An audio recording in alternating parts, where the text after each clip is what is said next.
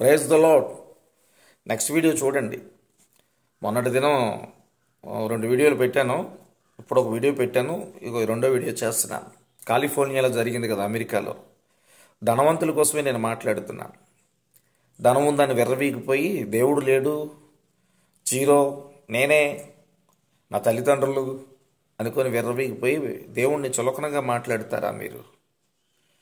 ప్రతి ధనవంతుడికి కూడా చెప్తున్నాడు దేవుడు, ధనవంతుడు పరలోక రాజ్యానికి పోడు, నీ నీతి యథార్థత మాత్రమే రక్షిస్తుంది. నీకెంత ధనం ఉన్నా నీలో ప్రేమ, జాలి, కరుణ, ఆప్యాయత, ప్రేమ, సత్యము, ఎదుటివారికి మేలు చేసే గుణము నీలో లేకపోతే, నీలో గర్వం కానీ ఉంటే, నా ధనము నేను సంపాదించానని గర్వపడి దేవుణ్ణి చులకనగా మాట్లాడితే ఎవరైనా సరే, కాలిఫోర్నియాలో జరిగింది కదా, అదే గతి అందరికీ కూడా. మీ ఆస్తులైనా, మీరైనా, మీ అందమైనా, మీ ధనమంతా కాలిపోవలసిందే. ఇది జ్ఞాపకం చేసుకోండి. ప్రతి ఒక్కరు కూడా జ్ఞాపకం చేసుకోండి. నేను ప్రసంగిలో ఒక మాట చూపిస్తున్నాను మీకు. ప్రసంగిలో మీరు తర్వాత చదువుకోండి. 5వ అధ్యాయంలో వాడు 5వ అధ్యాయం 15వ వచనం, వాడు ఏ ప్రకారము తల్లి గర్భము నుండి వచ్చిన ఆ ప్రకారమే తాను వచ్చినట్లు దిగంబరిగానే మరలా పోవును. తాను ప్రయాసపడిన చేసుకున్న దానిలో ఏదైనాను చేత పట్టుకొని పోడు. ఇది గుర్తుంచుకోండి. కాలిఫోర్నియాలో ఏం మాట్లాడుకున్నారు? నా ధనము, నా ఆస్తి, నా ఎకరాలు, నా అందము, నా టాలెంట్, నేను హీరోని, నేను దర్శకుడిని, నేను నిర్మాతని.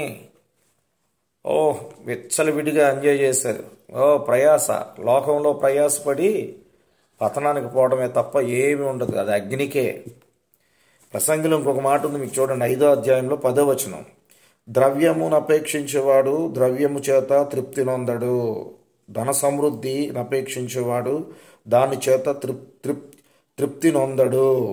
ఇది గుర్తుంచుకోండి. ఇది కూడా వ్యర్థమే. నువ్వు ఎంత సంపాదించినా నీ దాంట్లో తృప్తి లేదు. నీ ధనముతో పాటు నీలో మంచితనం ఉండాలి, నీలో నిజాయితీ ఉండాలి, నీలో నీతి ఉండాలి, నీలో యథార్థత ఉండాలి. ఫస్ట్ దేవుడండి, ఆ దేవుడే నాకు ఈ స్థితిలో పెట్టాడండి అని ఒక మంచితనం ఉండాలి. అప్పుడు ఎంత ధనవంతుడైనా సరే నేను అనుకున్నాడు పతనానికి వెళ్ళవలసిందే. ఇది మాత్రం గమనించండి. కాలిఫోర్నియాలో గర్వపడిపోయారు. స్టార్స్ అంట, స్టార్స్. ఎలాంటి స్టార్ అయినా, బోల్డ్ మంది స్టార్స్ ఉన్నారు మన ఈ యొక్క ఇండస్ట్రీల్లో. సూపర్ స్టార్ గారు ఉన్నారు. సూపర్ స్టార్ గారు ఆయన ఏమైపోయారు? చనిపోయారు. రెబల్ స్టార్ గారు ఉన్నారు, రెబల్ కృష్ణరాజు గారు. ఆయన ఏమైపోయారు? ఖచ్చితంగా చనిపోవలసిందే. మెగాస్టార్ గారు ఉన్నారు. ఏమండి, ఇంకా చాలామంది స్టార్లు, పవన్ స్టార్ ఉన్నాడు, ఇంకా చాలామంది స్టార్లు ఉన్నారు. ఎప్పుడైనా మనిషి పుట్టాక చనిపోక తప్పదు. కానీ ఆ స్టార్లో ఏం కావాలంటే ఒక వెలుగైన మంచితనం ఉండాలి. ఒక వెలుగైన మంచితనమే వారిని దీర్ఘాయువు ఇచ్చి ముందుకు నడిపిస్తుంది. ఒక దేవుణ్ణి చూసే భాగ్యం. ఫస్ట్ దేవుడు అనాలి.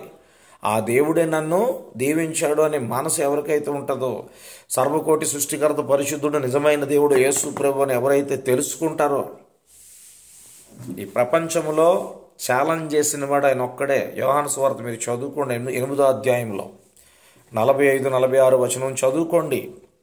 మీలో ఎవరైనా నాలో పాపం ఉందని చూపించగలరా? ఛాలెంజ్ చేసిన సర్వకోటి సృష్టికర్త యేసు ప్రభు ఒక్కడే.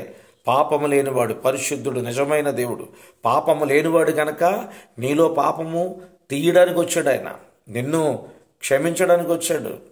పాపం ఉన్నవాడు ఎవరు కూడా నీలో పాపం తీయలేరు. ఇది గమనించండి. నిజమైన దేవుడు ఎవరో అన్వేషించండి. పుస్తకాలు చదవండి. ఆ పుస్తకంలో భూతి ఉందా? ఆ పుస్తకంలో యథార్థత ఉందా? ఆ పుస్తకంలో తప్పు ఉందా? ఆ పుస్తకంలో నీతి ఉందా? ఈ పుస్తకంలో నేను చదివాక, నా పిల్లలు చదివాక పరిశుద్ధంగా జీవించి మంచిగా బతుకుతారా? లేదంటే ఈ పుస్తకంలో భయంకరమైన పాపం ఉంది, అమ్మో ఈ పుస్తకం నా తర్వాత నా పిల్లలు చదివితే పాపంలో పడిపోతారని నువ్వు గమనించకపోతే ఖచ్చితంగా ఒక దినము పెనాల్టీ ఉంటుంది. కాలిఫోర్నియాని జ్ఞాపకం చేసుకోండి. ధనంతో నువ్వు విర్రవీగిపోయి నేను అనుకుంటే చాలా జాగ్రత్త. మీకు ఇంకొక మాట ఉంది, ఇక్కడ మీకు చదివి వినిపిస్తాను, అది కూడా వినండి.